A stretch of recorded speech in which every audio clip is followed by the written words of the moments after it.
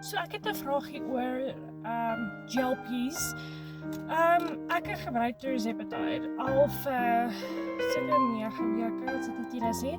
Nou oor hierdie Desember vakansie het ek gesien dat nuusartikels begin uitkom oor neeweffekte en cases wat uitkom. En ek wil net weet, want ek het nie hierdie goed gaan lees nie, want ek vat dit as fake news. Is it true? Is daar regtig mense wat soos nierprobleme en goed soos dit het? Is dit net omdat hulle nie eet terwyl hulle hierdie goed gebruik nie? Of wat gaan aan?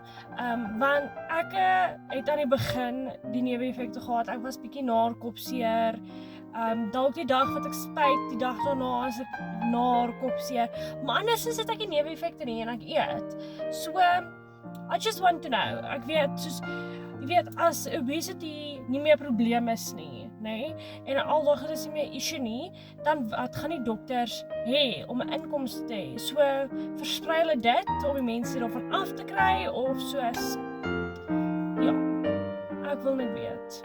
Dankie.